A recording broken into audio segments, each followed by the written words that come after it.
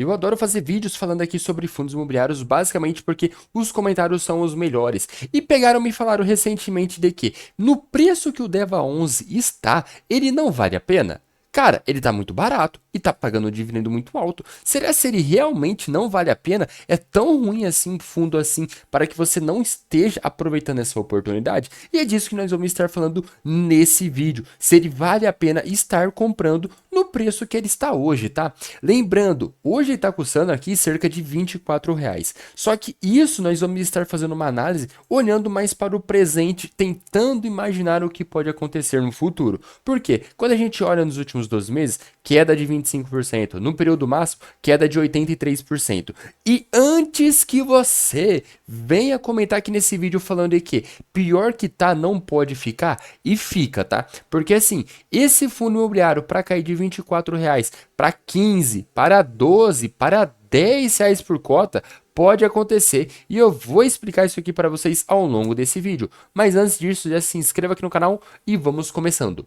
Bom, basicamente, o que interessa pra gente aqui nesse fundo imobiliário? Cara, fundo imobiliário é bem básico de falar, né? A gente vai ver o que é a primeira coisa? Os seus dividendos. Cara, dividendos do Deva 11, não tem o que reclamar. É um dividendo basicamente perfeito quando a gente olha na questão de valores, tá bom? Porque assim, nos últimos 12 meses pagou mais de 20% de dividendo. Cara, ele pagou quase que R$ 5 por cota e tá custando 25 ali reais por cota. Cara, é muita coisa de dinheiro que esse fundo paga. O último mês pagou 1,37. Os últimos 12 meses pagou aqui, olha, cerca de 20%. Cara, o que que acontece, tá bom? Vamos lá.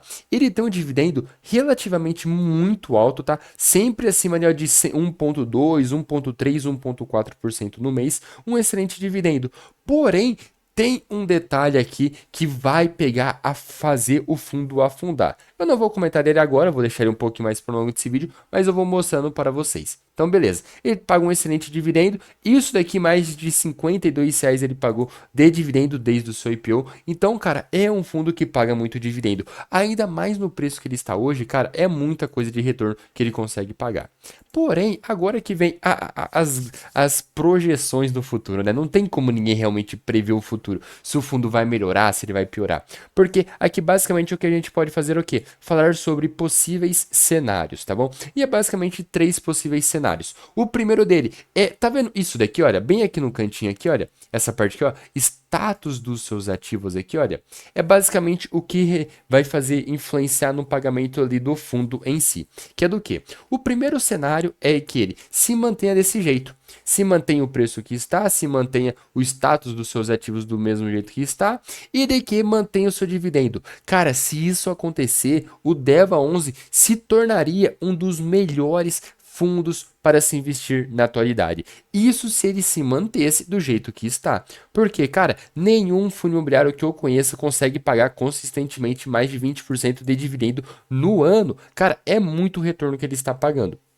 Isso no primeiro cenário. Agora, segundo cenário, tá vendo esse daqui, olha, status dos seus CRIs aqui, ó, em dia, apenas 30%. Isso aqui significa o quê? Que da sua carteira aqui de recebíveis, né, da sua carteira bilionária, apenas 30%, que é esses fundos aqui, ó, que tá em verdinho aqui, olha, que é apenas 30% do fundo está pagando ele, tá bom? Então, apenas 30% do fundo consegue pagar esses 20% de dividendo yield ali no ano, tá bom? Então, é assim, é um retorno muito, mas muito alto que ele consegue entregar. E o primeiro cenário seria o quê? Se ele, o segundo cenário, se ele, tá vendo esses CRIs aqui, ó, que tá em amarelinho? Se ele conseguisse transformar em verdinho, aumentando ali para 40%, 50% de recebíveis ali em ativos novamente. Cara, se isso acontece, ele se tornaria o melhor investimento do ano de 2025, ou até mesmo pensando no ano de 2026, que já está quase chegando 2026. Por quê? Ele aumentaria os seus dividendos e também aumentaria o preço da sua cota, saindo da casa dos seus 24, 25 reais, indo para a casa dos seus 40, 50, 60 reais. Isso aqui seria o melhor investimento do ano, sem dúvida nenhuma. Agora falamos do terceiro cenário, que é o que eu acredito que seja mais provável. Se a gente olhar aqui para o seu histórico aqui, tá bom? Dos seus fundos aqui, ó, dos seus CRIs aqui que ele tem, a gente vai ver o quê? A diminuição dos seus CRIs que estão em dia. Em vez de ele melhorar, está fazendo exatamente ao contrário. Ele está piorando cada vez mais. E o que isso acaba influenciando? É do que? Cara, se ele está piorando, o seu dividendo vem caindo ao pouquinho ao longo do tempo. E se o seu dividendo está caindo ao longo do tempo, o preço da sua cota consegue cair mais ainda. Então é por isso que ele está caindo no ano, é por isso que o seu dividendo está caindo ali, quando a gente olha ali para o seu passado, por mais que sejam bons valores que ele está mantendo ainda, sim, mas ele está caindo, tá? Então esse que é o grande ponto de atenção que nós temos que tomar muito, mas muito cuidado com ele. Agora, é isso aí.